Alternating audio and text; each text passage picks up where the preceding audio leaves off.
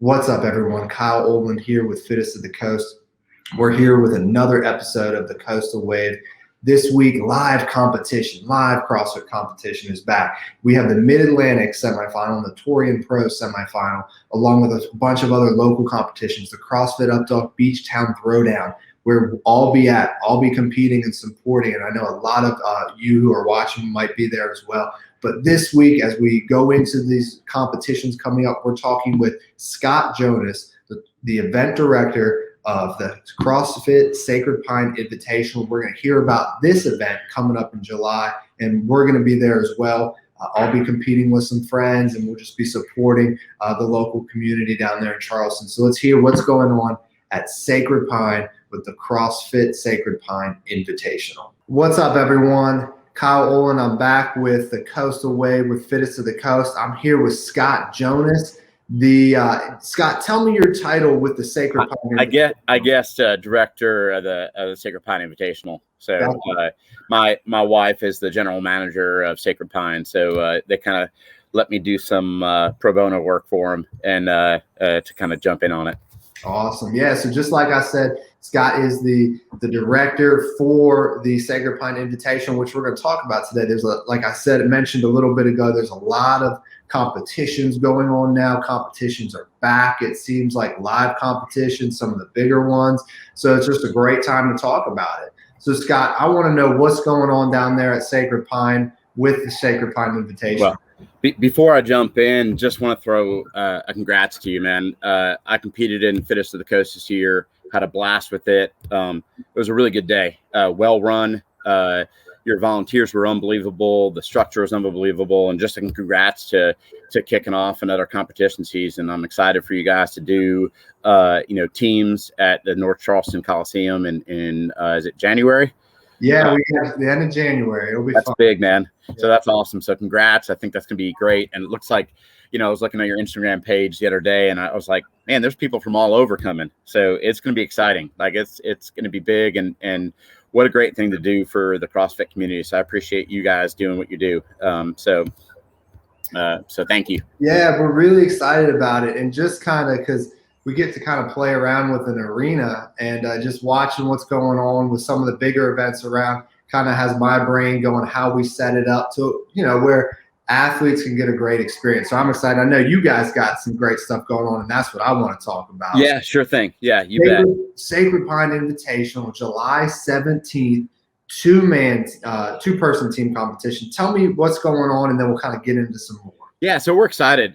We got a great day planned. We have, athlete village set up, a vendor village set up with multiple clothing paraphernalia stuff coming out, apparel, and we have food trucks there. So it's just as much for the fans as it is for the athletes. To date, we're at 62 teams already, so we're pretty stoked. So it's counting.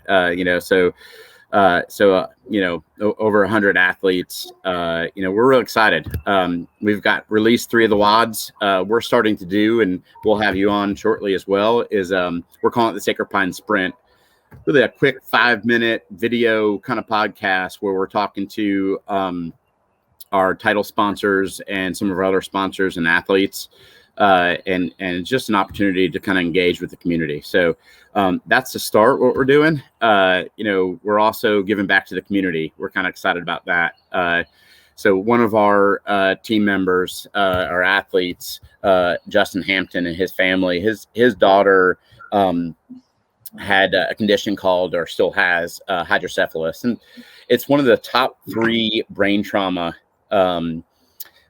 conditions in infants and newborns. And we're working with MUSC and the Hampton family to raise some money there to help with that. And they got some great studies. Dr. Eskandari, who's the one of the doctors leading the charge over there at MUSC for pediatrics, is doing some great research. Their goal really is to find, how they can help prevent and or take care of some of the symptoms that take place afterwards. So we posted a video on our social media page about the Hampton family. They're just great people, and Audrey, who one of the WODs is named after, she's just like, you can't help but smile. I have a 15-year-old and 70-year-old, and being around an infant like that was just awesome. I mean, she's just great spirit and just a fun girl to be around. So those are a couple of things that are kind of diving in right now. Yeah, let's just kind of dig into that a little more. First, I love what you guys are doing and having a heart for giving back. Tell me a little bit about how you guys saw this need and how you decided, hey, I think we can step up as an organization, as a gym, as a community to support one of our own. How did that come to be? Yeah, so it's funny. Justin came to Matt and Betsy and just said, hey, competition coming up. Do you mind if I I'll get some donations and we can raffle off like a backpack with some cool stuff in it? And Matt and Betsy were like, talk to Scott. Maybe he can help you out there. And so we've gotten some people that are ready to donate some things for raffles and do that. We're going to set up a site where you can donate, just really make it interactive the day of. Hampton family will be there. We're actually trying to get Dr. Eskandari to compete. He needs a little motivation there. So hopefully he'll jump in. So that's a couple of ways we're doing that. We just want to be able to give back to them. And I think, if you meet the Hamptons at the competition, they're pretty humble, right? And they're like, it's not about us. And I always felt like I've been part of the Charleston CrossFit community for 10 years. And I've always felt like we've always given back to our own and how do we help people? And, they just want what's best for the condition in hydrocephalus to be able to help others that they're going through. They want to be able to talk to others that are going through and just kind of raise awareness and really, but more than anything, raise money so they can fund some of this research. And, the research funding is going well, but every penny counts. So that's kind of where we're doing with that. Yeah, that's just awesome. I applaud you guys for that.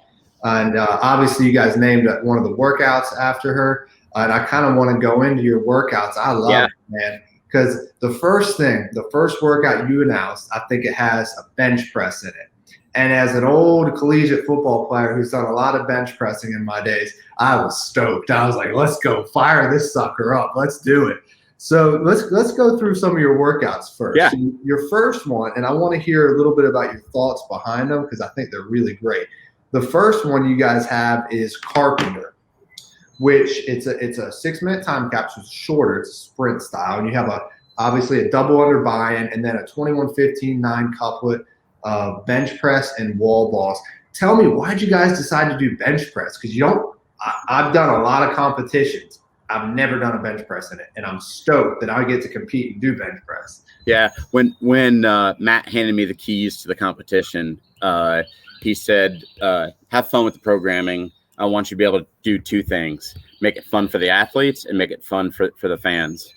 And I was like, we don't do bench press. I don't do a lot of bench press, right? And that exhaustion of going to pick up depends what your strategies are, but going to pick up that 30-pound wall ball right after you've done a couple bench press and just try and push that out, all of a sudden you're like, whoa, this 30-pound wall ball feels like a 50-pound wall ball, and just be able to do that. So I think that short couplet of it's got some strength in it, but the ability of just firing up your upper bodies and your shoulders to hit that up. It's fun, right? It's it's setting you up for success to get your heart rate up a little bit and then jump right into it. So, and one thing because I've been doing a lot of bench pressing recently, and the one thing people don't realize though is you might look at it and go, oh, that'll be easy. I'll be able to breeze through it. But really, the bench press is kind of like the handstand push-up. That when it goes, it goes. It doesn't just come back. So you might breeze through 21, but I'll tell you what, those 15s and 9s are going to be a lot harder. So I love it. They are, yeah. And we wanted to pick a weight, right, Kyle? That was going to tease you a little bit, right? I think, frankly, 155 for me was heavy, and I've tested all the WODs. I'm not a bench press guy, so that's probably why. But for some of the studs doing RX and others, even at 135 or intermediate, it's going to tease you. You're going to get in there and go, I can blow this away. And all of a sudden you get to the end of your 21 or you get to your middle of your 15. And to your point, well put, right? Whether it's toes to bar or it's handstand push-ups, when they're gone, they're gone. You're done. Yeah, it takes a few minutes, and you don't have a few minutes. So I love it. Right. let's talk about the next one. So the next one is obviously Audrey, who you named after Audrey. And this one's kind of a fun relay style. You guys have handstand walks and another movement that I haven't quite seen, a D-ball bear hug lunge. And it's kind of a back and forth, one of those ones that kind of just is fun to do because you're just going back and forth. And you can kind of see across the competition floor who's winning and who's ahead. So I love that. Tell me a little bit about this workout. Yeah, so I want to throw some agility. I feel like we never see agility in competitions, and when you look at programming, and similar to what took place at Fittest, right? It was all over the place from a good perspective to be able to show you didn't have one dominant piece that was saying to an athlete, well, if you can lift a barbell, you're going to kill this competition, and we try to want to stay away from that, and so. That being said, it's fast, right? I think we're going to see people doing, a minute 30 to a minute 45 in this workout. And I just wanted to get some people pumped up. And your core is going to get a little smoked from that D-ball. It's a 100-pound D-ball. Yeah. And I'll be honest with you, collectively as a group, I always get feedback. It's not an army of one at Sacred Pine. So I always get feedback from our group on the best way to do this. We knew we wanted to do the D-ball lunge into the handstand walk, and we really struggled with what is intermediate and scale going to do for the handstand walk. And when we put in that D-ball bear crawl after you're doing the lunge, I don't know if you've tried it yet, but frankly, I wanted a handstand walk more than I wanted to do the bear crawl. So I think it's just a quick, fast thing that you got to think about, tightening your core and just going for it. And it's going to be quick. I love it. And then the next one you guys have put out is also, it's a cool one as well. You're doing an AMRAP style with ascending weights with the hang clean. And this is a fun one because you can just bang and go. And it's going to be a lot of fun. The RX is 205, and then the intermediate's 165, 115, and the scaled is 115, 75. I love it. I think people are going to have a lot of fun with that one because it's going to be interesting because it's a two-person team. How do you divide up these reps, And that's what I love about team competitions because it's as much strategy as it is skill. You might be the more fit team, but if you got a terrible strategy, sometimes the better strategies are going to win. Yeah, I think what's going to be interesting just as much on the strategy of how you split it is how fast you want to take that first part before you get to the rope climbs, right? I think you're going to see teams get, that are going to struggle with the weight maybe and maybe have a minute to rope climb. You're going to see teams that if they want to, they can probably get that. They can send it on the bike and get this thing done in 4.5, 5 minutes, but then they're going to be staring at that rope for a while. So it'll be interesting to see what happens. I think it's a, we actually, ironically, our box is thrown in these WODs, in our programming, with Program Today. And so it was fun for me to be at the 6 a.m. class this morning and be able to see and how people react to it. And they're like, man, I thought the rope climb would be easier. And, it just between your core and everything else, it just takes a lot out of you. So it was fun to see. Yeah. So let me ask you this, Scott. Is there another workout athletes can expect to be released here before the competition? Yeah. So we actually have 2 more workouts coming out. I put a teaser out in our Sacred Pine Sprint. I'll share it with you today. The next one that we're releasing early to mid next week is going to be a 2-rep max of something. So I'm stoked about it. I think it's going to be a good show. It's just I'm excited about it. It's fun. Well, I'll tell you what, for those that are watching, I'm competing and I'm really excited. My wife and another couple of ours, we live in Myrtle Beach, so we're making the trip down for a fun weekend, and we're talking about it already. We're excited. So Scott, tell me a little bit about the divisions, and obviously you said there's a number of people already signed up. Tell me how many more spots y'all have available. Yeah, that's a great question. So we'll probably cap around 78 spots just from a time perspective. I think you've been there, done that. I think everyone doesn't want to be there till 10 o'clock at night when they've started at 8. So, but we're going to post our early next week, our divisions that are left. But, scaled women is capped at this point. Just going down, this is going off of memory. RX men, I think, has 3 spots left. RX intermediate men has 3 spots. Scaled men has 2 spots.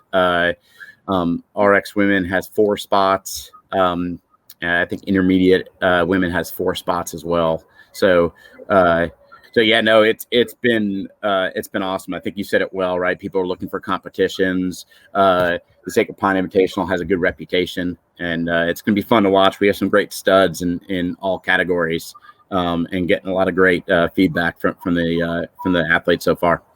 Yeah, so obviously if you're watching, you can find Sacred Pine and Sacred Pine Invitational on Instagram to sign up. And it's what I love about it too. It's a week before the CrossFit Games start. So hey, everybody's Right. excited, get jazzed up, go compete, and then go get ready for the CrossFit Games the following week. So it's a perfect time.